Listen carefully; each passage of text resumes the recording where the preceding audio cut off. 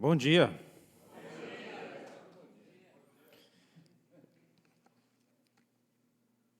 O Virgílio falou sobre a atmosfera espiritual, né? Em algum momento da fala dele, né? Construída, inspirada, animada pelo nosso maestro de vocês, nosso companheiro Geraldo, né? Mas é interessante o quanto que a atmosfera espiritual ela é construída em diversos momentos da nossa vida. Em especial numa instituição como essa, que num domingo de manhã consegue congregar tanta gente, acolhedora, gentil. E isso a gente já percebe logo na recepção, né? E particularmente eu e minha companheira fomos muito bem recepcionados com um abraço. Um abraço muito carinhoso. Ele nos viu chegando, eu mal coloquei o pé na casa. Você é o Ricardo, você é o palestrante, me deu um abraço. Né? Me deu um abraço muito gostoso, Silvio. Muito legal.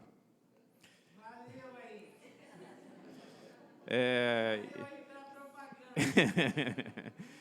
Maravilhoso. Eu acho que uma casa que tem a possibilidade de fazer uma recepção como essa, tão honesta, tão carinhosa, tão gentil, ela por si só nos fala muita coisa, né? Uma recepção como essa. Aí a gente vai entrando, aí já recebe uma florzinha. Né? E eu vejo essa florzinha presente naquele cantinho, que é uma graça da casa de vocês, ali na recepção, no mural das informações. E eu acho que tudo isso fala muito sobre vocês, sobre a comunidade que vocês constroem. Né? Eu falo comunidade, que a comunidade não existe por si só, ela precisa ser construída, reconstruída constantemente. Pessoas antigas saem, pessoas novas chegam, as amizades se fortalecem, as amizades, momentaneamente, elas também podem se estremecer, né? Seja por motivações internas nossas, seja por questões externas, mas qual é a nossa capacidade de reconstruir, de ressignificar as amizades, de ressignificar as comunidades nas quais estamos inseridos? E a Sociedade Escolatinense de Estudos Espíritas é uma comunidade que vocês constroem. E isso faz com que essa atmosfera espiritual seja tão saudável. É isso que eu estou sentindo nesse momento. Uma atmosfera espiritual tão saudável. A súplica a Jesus, né, foi a penúltima música que o Geraldo nos apresentou. Ela nos fala um pouco desse encontro com Jesus, né? Nós suplicamos a Ele, nós buscamos Ele. Só que no passado, na sua presença física junto a nós, conforme a tradição evangélica nos remete, quase todos nós que buscamos Jesus, com as nossas dúvidas, com as nossas questões, com os nossos sofrimentos, com os nossos medos, com as nossas armadilhas apresentadas a Ele, invariavelmente, Ele nos respondia com uma questão, com uma pergunta. Inspirada nisto, a nossa companheira do Movimento Espírita, Sandra Borba, não sei se vocês conhecem, né? Sandra Borba Pereira, conhecem? Ela preparou um livro. Não sei se vocês conhecem esse livro, eu vi que não tem na livraria. Sugiro, encomendem para a livraria, não é isso, Virgílio? A livraria compra, repassa para vocês. Por que eu estou falando isso? Eu sei que a gente pode comprar em sites. Eu sei que pode fazer isso. Mas quando a gente faz isso, né, a livraria da Casa Espírita, quando consegue comprar da editora ou da federação, a livraria da Casa Espírita consegue um desconto, revende para a gente ao preço de capa, não é mais caro, revende para a gente ao preço de capa, e aquele desconto que ela conseguiu junto à editora, junto à federação, que a gente vai chamar de margem, fica com a Casa Espírita. Então, por isso eu estou propondo, né? Quem se interessar pelo livro, é esse livro aqui, Perguntas que Jesus nos fez, da editora Frater. A editora Frater é uma editora vinculada à Sociedade Espírita, esqueci o nome dela agora, que é lá de Niterói, Sociedade Espírita Fraternidade, se eu não me engano, vinculada ao trabalho social fundado pelo Raul Teixeira, palestrante espírita bastante conhecido do movimento espírita, que faz um trabalho maravilhoso. Eles têm escola de ensino fundamental, creche infantil, ensino fundamental, ensino médio. É uma graça, né? Quem tem rede social pode procurar lá Remanso Fraterno, é um trabalho maravilhoso. Então, comprando o livro via Casa Espírita, ajuda a Casa Espírita e ajuda lá o Remanso Fraterno. A Sandra Borba, inspirada nas perguntas que Jesus nos fez. Ricardo, mas eu não estava lá com Jesus. Se você não estava, tudo bem. Mas aqueles diversos personagens que o Evangelho nos apresenta, dialogando com Jesus em diversas situações, em diversas posições, nos representam de alguma forma. Nos representam quando nós estamos doentes, sofrendo, quando nós estamos coxos, quando nós estamos cegos, não necessariamente de forma física, mas nos nossos males morais. A nossa fragilidade moral nos identifica como pessoas coxas que não sabem andar sozinhas, com dificuldades. Nos representam nós como cegos que não enxergamos a vida como ela deve ser enxergada. Nos enxergamos como fariseus, sempre apresentando armadilhas para as pessoas boas caírem. Somos nós, mas também somos nós como aprendizes, verdadeiramente interessados em se aproximar do Mestre. Então, o Mestre, Jesus, ao se deparar com as nossas questões, como bom pedagogo, como bom educador que é, nos apresenta questões para refletirmos a partir da nossa realidade. E é isso que a Sandra apresenta em 20 capítulos desse livro. Sim, estou divulgando o livro. Estou tentando incentivar vocês. Olha, tem até cachorrinho aqui na Casa Espírita, é barato. Muito bom. Estou incentivando vocês a irem lá fazer uma lista lá com o Virgílio, não sei quem é que cuida da livraria, da Sociedade Colatinense, ela vai encomendar os livros e vocês vão se deliciar com esse livro.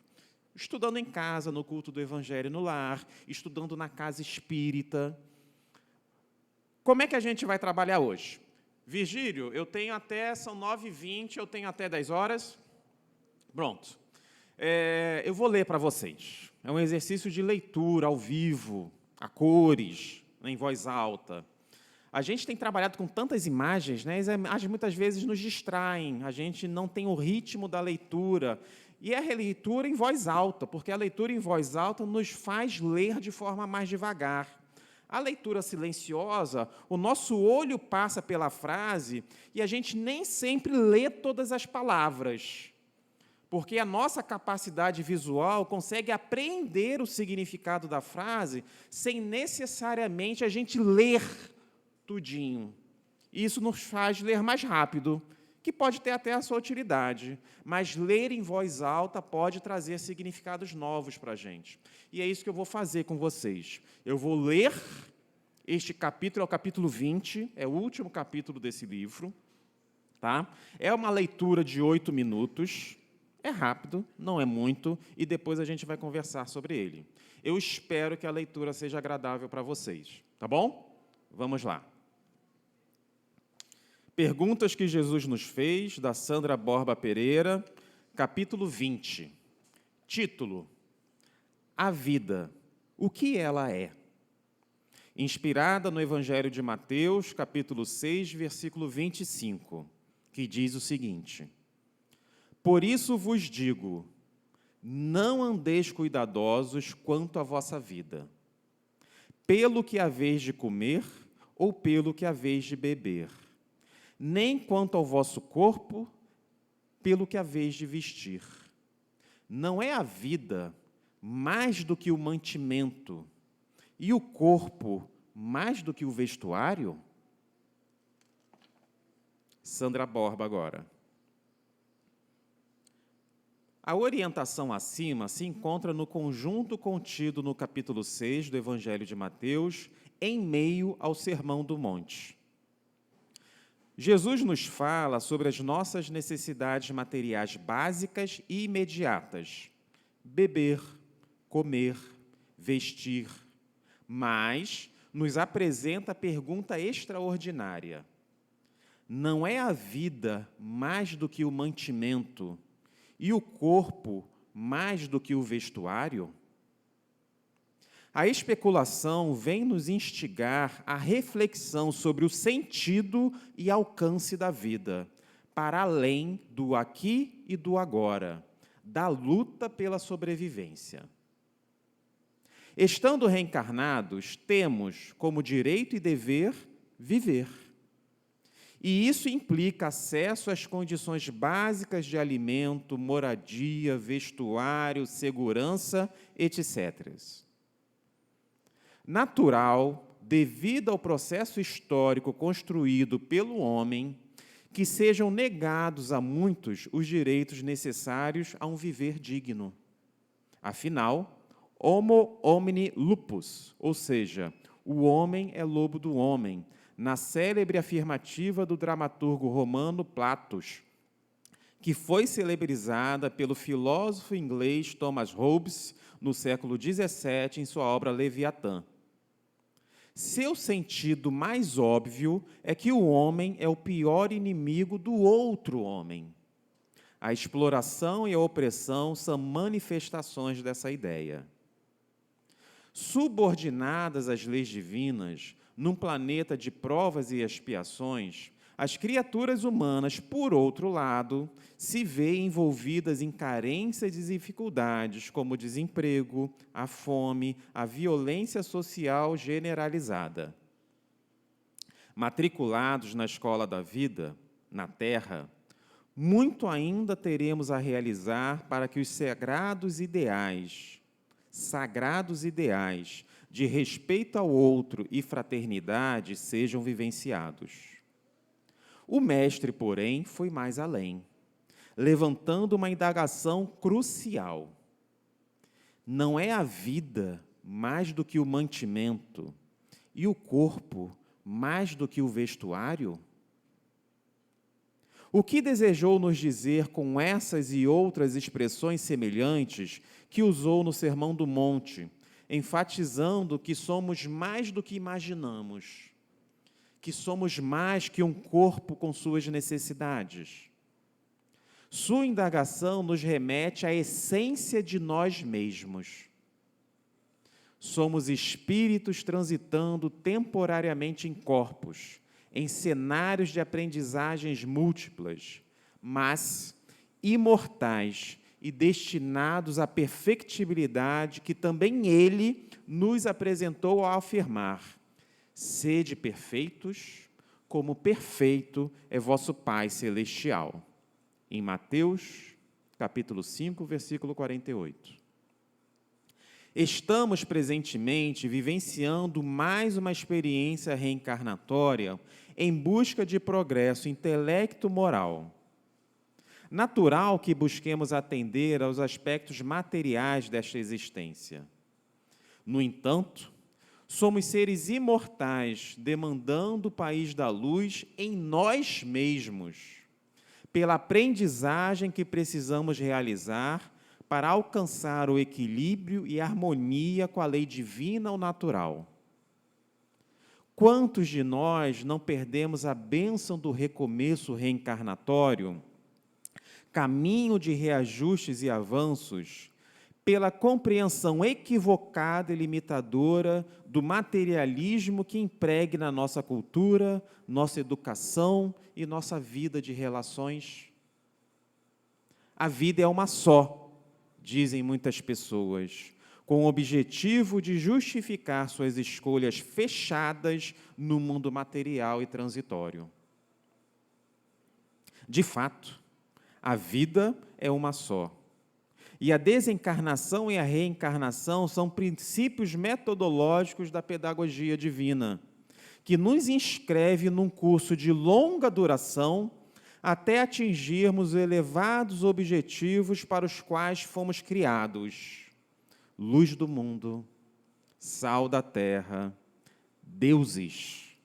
Foram expressões usadas por Jesus se dirigindo a nós, num apelo sensível e amoroso para a nossa consciência adormecida no sono imobilizador. Sua pergunta deve encontrar eco Sua pergunta deve encontrar eco em nossa alma. O que é a vida? Qual a essência do viver? Qual a nossa destinação? Essas e outras profundas questões encontram no Evangelho e na doutrina espírita as respostas capazes de nos despertar. As respostas capazes de nos despertar. Estamos despertos neste domingo de manhã? O que acharam da leitura? O que acharam do texto? Da leitura não, que a leitura pode ser ruim, porque depende do leitor, né? Mas do texto, além da leitura. Chamou atenção? Alguma coisa, para quem quiser falar, né? Uma frase, está ecoando na cabeça ainda? A vida é tudo. Mais do que o alimento. O homem, lobo do homem. E ela nos indica uma possível significado mais óbvio. Ela deixou isso não sublinhado, né? Mas ela quis destacar no texto. Este pode ser o significado mais óbvio, né? É o homem enquanto inimigo do outro homem. Olha aí, o Silvio tem a cabeça boa demais, memória boa demais, isso mesmo. O homem, lobo do homem, e que no seu significado mais óbvio é que o homem, inimigo do outro homem. Mas vejam, nós como os filhos de deuses, nós apenas somos inimigos do outro homem, ou nós, a partir das nossas escolhas, podemos ser inimigos de nós mesmos?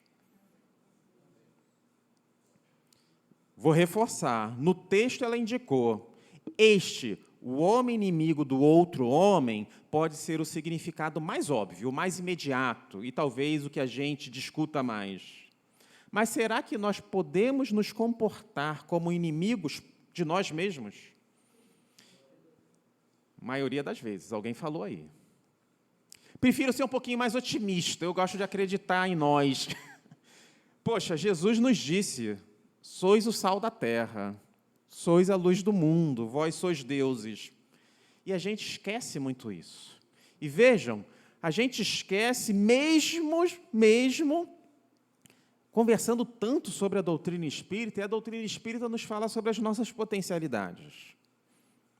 É verdade que ela ajuda a compreender e enxergar as nossas mazelas, as nossas misérias, as nossas mesquinharias, né, refletidas em nossas escolhas cotidianas, distraídas pelo nosso materialismo, porque convenhamos, apesar de espiritualistas, reencarnacionistas, espíritas, portanto, muitas vezes nos comportamos como materialistas nas questões cotidianas. E veja, não estou nem falando pelas nossas lutas diárias, pelo nosso trabalho, pelo nosso emprego, pelo nosso alimento, pelo nosso estudo, pelo nosso vestuário, que a gente se entregar nessas obviedades, pode parecer que isso não é importante. Claro que é importante. E quantos de nós, não necessariamente de nós, mas quantos na sociedade não possuem o mínimo? E no Livro dos Espíritos nos indica que existe um mínimo necessário e que muitas vezes os desequilíbrios da sociedade não têm nada a ver com a vontade de Deus, mas tem a ver com a construção dos homens. E a Sandra também destaca isso. Com base no nosso histórico, da forma como vimos construindo a sociedade, nós somos responsáveis por esse desequilíbrio, cabendo a nós os esforços de reequilíbrio. Então quer dizer que a igualdade, né, é lei de Deus? É, a igualdade é a lei de Deus. Então não existirá desigualdade? Isso é uma outra questão, porque a desigualdade nos propicia aprendizados diferentes. Mas ter abaixo do mínimo necessário, isso é construção dos homens. Fruto da exploração, fruto dos interesses descabidos. O mínimo é necessário. Aí a gente pode discutir bastante que mínimo é esse. Vejam, é uma discussão complexa? É uma discussão complexa. Mas existem alguns mínimos que são razoáveis de serem compreendidos, que não é o tema de hoje. O tema de hoje é como enxergamos a vida. A vida, o que ela é. E, de certa forma, esta discussão passa por entender o sentido da vida. E qual é o sentido da vida para nós espíritas? É o sentido da vida que a doutrina espírita nos apresenta? Que são questões diferentes. O sentido da vida é aquilo que eu acato para me inspirar no cotidiano. E as minhas decisões, as minhas escolhas, a forma como eu me relaciono com o conjunto dos indivíduos que estão próximos a mim, não com aquelas pessoas distantes de mim. É claro que eu me relaciono com ela a partir dos meus pensamentos, a partir do que eu formo de opinião sobre elas, e formar opinião me remete ao que eu irradio mentalmente para ela.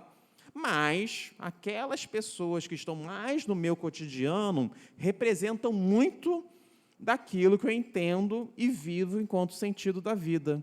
O que a doutrina espírita nos traz para o sentido da vida?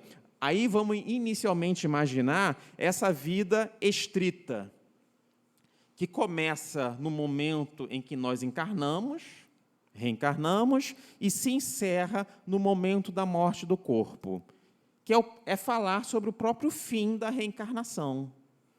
De uma forma muito resumida, reencarnamos para aprender. Muito resumida. Reencarnamos para aprender o quê? A nos harmonizarmos com as leis naturais. A entendermos o significado da ética, a entendermos o significado da moralidade, a entendermos os valores que permeiam a existência.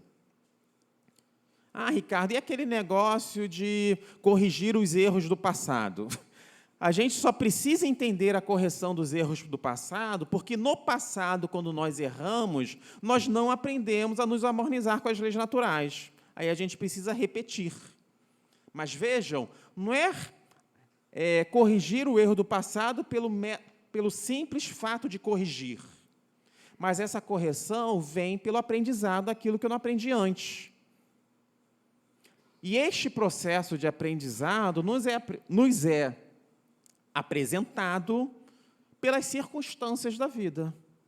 As circunstâncias de sofrimento, as circunstâncias de dor, as circunstâncias de carências, as circunstâncias das potencialidades, dos afetos que eu já possuo, das minhas competências, das minhas habilidades, da minha capacidade de realizar, da minha capacidade de acolher, da minha capacidade de fazer, de aprender.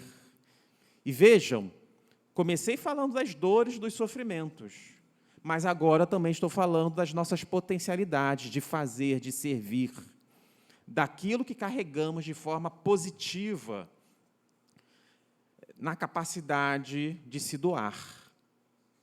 Tudo é oportunidade de aprendizado. Tudo é oportunidade de ressignificar a existência. Mas muitas vezes estamos tão distraídos com as lutas do mundo, as mais diversas, as lutas na sociedade, as lutas dentro de casa, as lutas íntimas, que nos apequenamos. Nós nos apequenamos. Nós esquecemos que Deus nos indicou que somos o sal da terra, nós esquecemos que Deus nos indicou que somos luz do mundo, nós esquecemos que Jesus nos indicou que somos deuses, nós esquecemos da nossa potencialidade de servir. E deste sentido amplo da vida, aprender. É fantástico quando a gente sai de um momento da casa espírita, por exemplo, o que naquele dia eu aprendi? Eu aprendi o potencial do abraço que o Silvio hoje me ensinou. Eu que sou uma pessoa tão reservada, né, e que não abraço com facilidade pessoas que eu não conheço, o impacto do... Sim, eu estou falando sério, eu sou assim. Eu não sou uma pessoa que com facilidade abraço pessoas estranhas, não. Aí vem o Silvio e me dá um abraço, e eu me sinto tão bem com isso. Vocês valorizam esses momentos? Vocês pensam efetivamente o que aquela palestra me indicou de diferente que eu não pensava? E, normalmente, a gente consegue identificar isso, talvez não aquilo que se acomode naturalmente no que eu penso, mas, em geral, naquilo que me incomoda. Momentaneamente, quando o Silvio me abraçou, sabe que a gente dá aquele estremecimento que está acontecendo algo que eu não estou acostumado, né? Estou sendo sincero com vocês, nesse aspecto eu sou assim. Em geral, a gente tende a aprender mais com as coisas que nos incomodam. É uma forma, poxa, o cara lá me falou um negócio que me incomodou. Anotei aqui para pensar. Inicialmente, a gente pode até anotar mentalmente para criticar depois. Lembra dos nossos pequenos males, das nossas pequenas mazelas? A gente é assim. A primeira reação ao incômodo é criticar aquele que me provocou o incômodo. Que, de repente, pode a crítica, quando saudável, a crítica, quando bem feita, a crítica, quando bem estruturada, fundamentada, ela pode produzir conhecimento e produz. Mas se permita um tempinho para pensar, será que este incômodo que me foi causado é que isso está mexendo comigo no meu espaço de acomodação e me apresentando uma visão que me provocaria mudança, e é uma mudança que eu não quero, mesmo que faça sentido? Porque, convenhamos, a gente, apesar de estar aqui para aprender, para se transformar para o bem, a gente não dá saltos. E algumas informações, algumas propostas, podem provocar em nós uma percepção que eu tenho que saltar etapas, que é o incômodo. Então, saiu da casa espírita, de uma palestra, de um grupo de estudo, de uma reunião mediúnica, da atividade da evangelização infanto-juvenil, e os tem evangelizador aqui?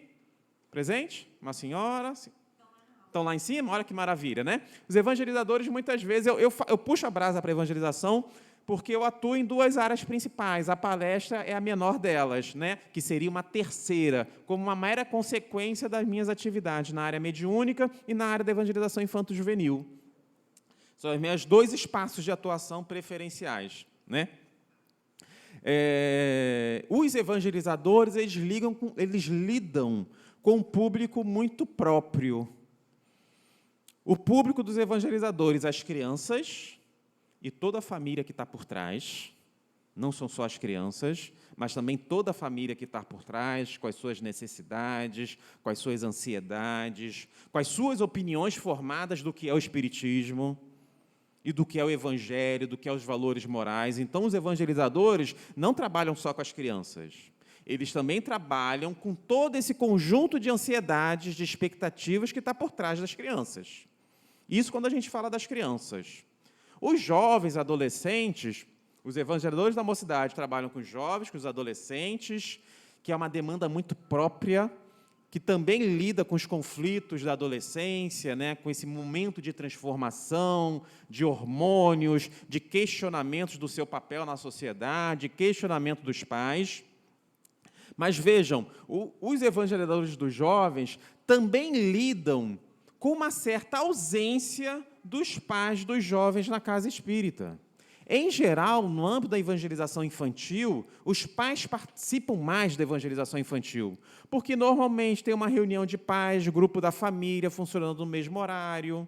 As crianças precisam que os pais levem suas crianças e levem depois de volta para casa. Então, existe uma aproximação natural dos pais do trabalho e da própria casa espírita.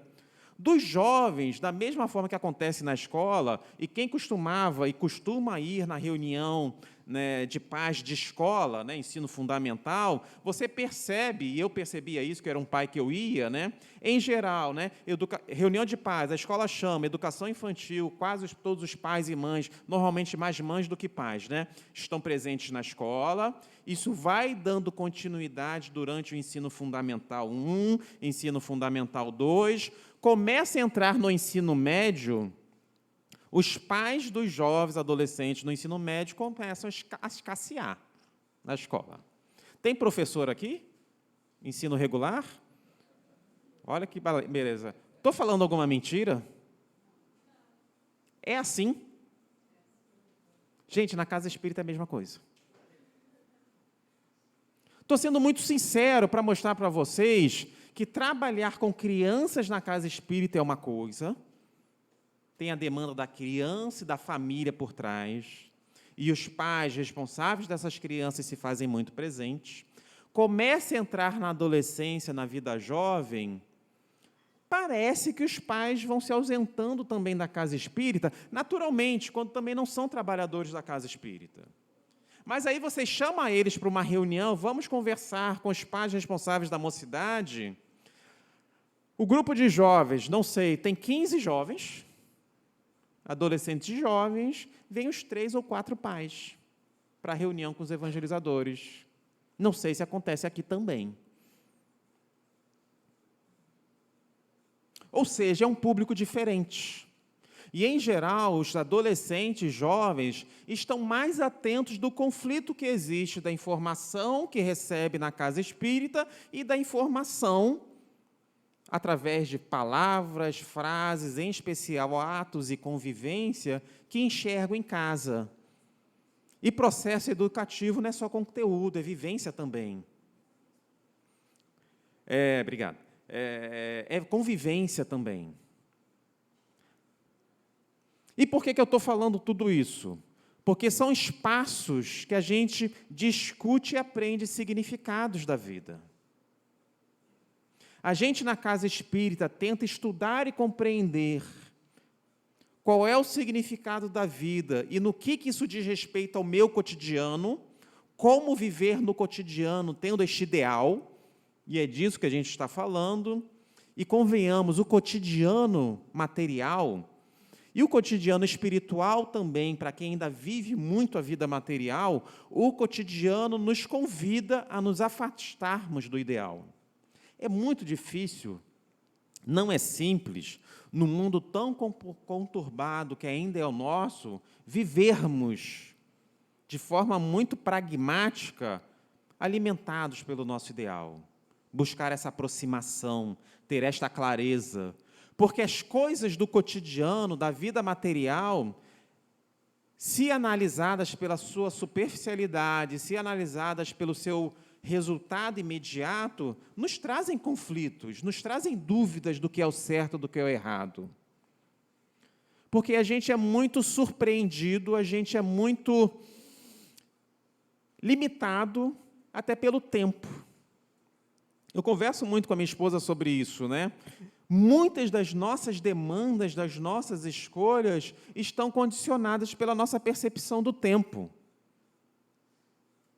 O tempo de escolher uma profissão, o tempo de conseguir esta provisão, o tempo onde tudo isso acontece, mas surgem as necessidades de segurança, as necessidades de alimentação, as necessidades de vestuário, as necessidades de cultura, as necessidades que agora não são só minhas, mas também é da minha família, porque surgiu um filho, surgiu uma filha, e você vive isso tudo. Parece meio egoístico, pensando em si, mas algumas pessoas, além de viver as suas próprias preocupações, não deixam de pensar nas preocupações do outro, porque o outro também precisa de segurança, o outro também precisa de educação, o outro também precisa de alimentação, de vestuário, de cultura. Não sou só eu. Novamente, condicionados pelo tempo. A gente pensa nisso tudo condicionado pelo tempo. É muito difícil pensar no horizonte. É muito difícil pensar no futuro. E quando eu falo do futuro, vocês podem se restringir ao culto imediato desta encarnação, expectativa de vida de 70 anos, a depender da classe social, né? Quando a gente fala expectativa de 70 anos, gente, é na média da sociedade, né? Alguns, a expectativa de vida é longa, e outros, a expectativa de vida é extremamente curta. Tá? Mas a média, 73, se eu não me engano, 74, não lembro como é que está hoje. Hã? 79? É? Obrigado. Longa, né? O que isso é na imortalidade?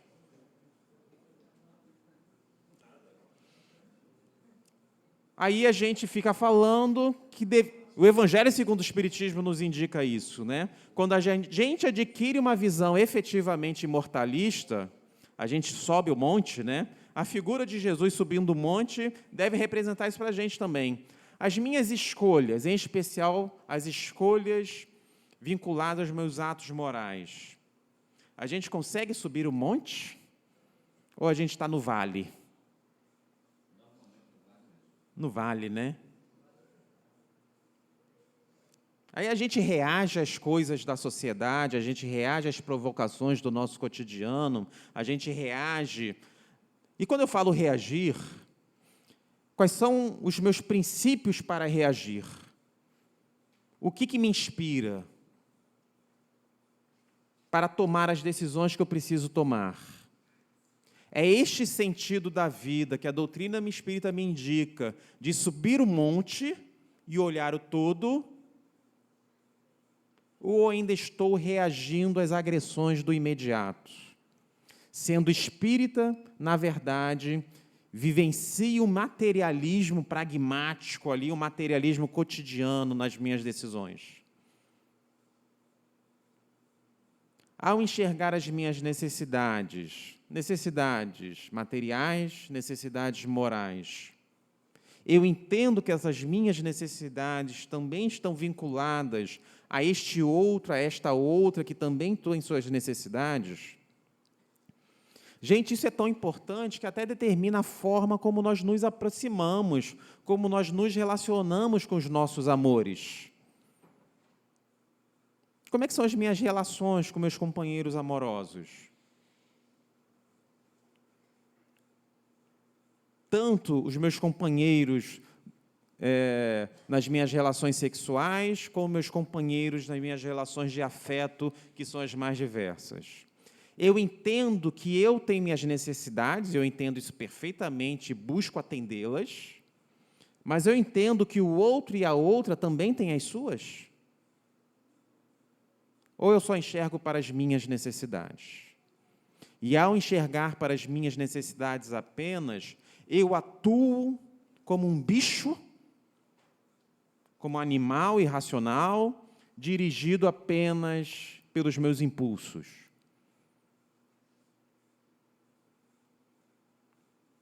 Vocês entendem que observar a necessidade do outro, compreendê-la e aceitá-la como existente, que parece que algumas pessoas se comportam como se outro não tivesse necessidade afetiva, né? E muitos de nós, muitas vezes, nos comportamos assim na nossa imaturidade, nos nossos relacionamentos. Mas precisamos continuar assim? Nós nos surpreendemos errando, nós nos surpreendemos nos equivocando, né? A gente olha para o passado, e eu, enquanto homem, pensando no meu universo masculino, eu olho para o meu passado, né? Como, né, superada aquela fase de adolescência, né? Os impulsos sexuais começam a aparecer. Gente, quanta besteira a gente faz, quanta besteira a gente fala, quantos comportamentos equivocados em relação ao outro e às suas escolhas, em relação à outra e às suas escolhas, ao seu corpo, quanta besteira a gente faz. Posso falar de mim, do meu universo masculino, quanta tolice, quanta ignorância, quanta animalidade presente na nossa vida. Preciso continuar sendo assim? Não dá, né? E pior, gente, pior que dá. Porque isso reflete a nossa imperfeição.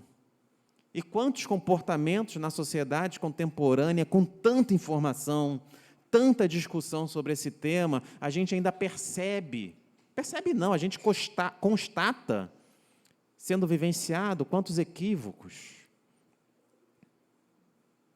É claro, existem os extremos da ilegalidade, do crime, mas existem aqueles diversos outros comportamentos que, mesmo não sendo ilegais, mesmo não sendo criminosos, são questionáveis.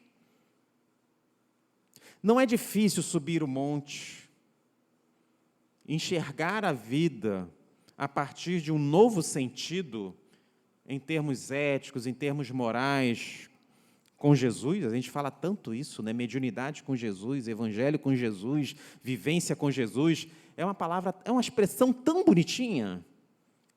Aí, quando a gente sobe o monte, entende o ideal, fala sobre isso. Mas a gente não vive no monte, a gente vive no vale. A gente tem que descer para a planície. Se a gente permanecesse no planalto, mas não, a gente desce para o nosso vale de emoções, de práticas, de realidades. E vivemos distante do sentido da vida que a gente acolhe para nós. Eu tenho certeza que todos aqui, eu não perguntei no início, todos aqui se reconhecem como espírita? Eu pergunto isso porque não é fácil a gente tomar essa decisão e se reconhecer como espírita, né? Existe a fase da aproximação, estou começando a pegar aquelas informações, mesmo frequentando o grupo de estudo, e nós, trabalhadores espíritas, precisamos ter esta sensibilidade. A pessoa estar estudando espiritismo na casa espírita não significa que ela se reconheça como espírita. Alguém ainda não se reconhece como espírita que está aqui presente? 4 pessoas, obrigado, viu?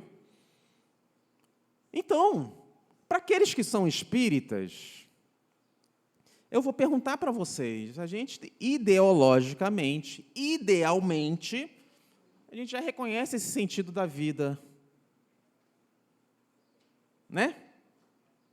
Sentido da vida imortalista, reencarnacionista, que não deveríamos tomar as decisões apenas no imediato, entendendo imediato esta encarnação, que pode nos induzir a escolhas equivocadas.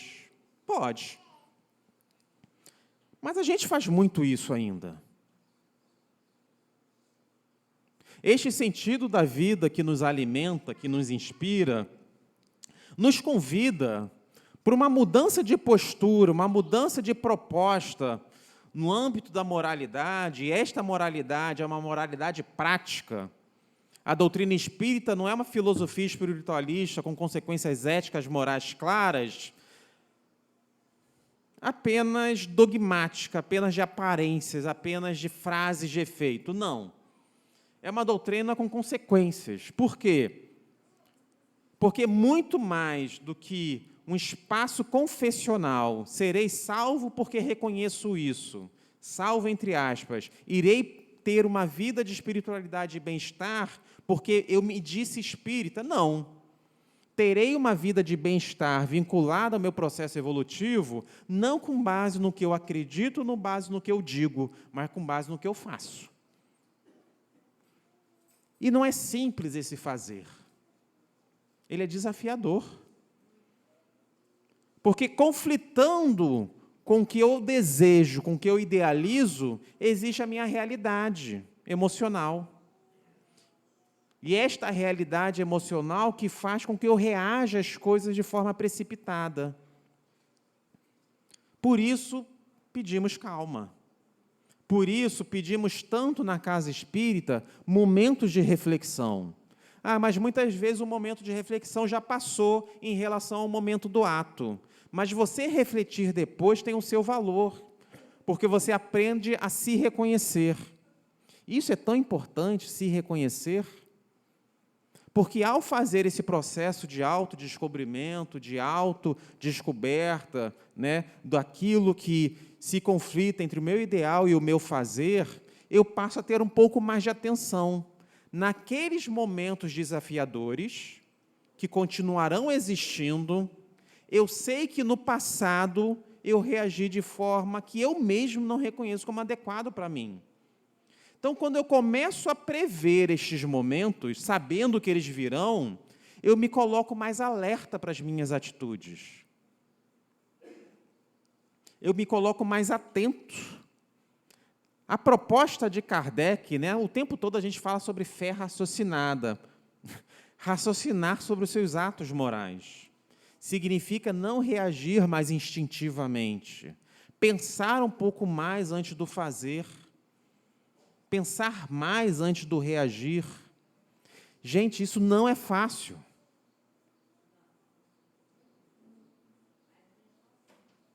Mas a gente consegue.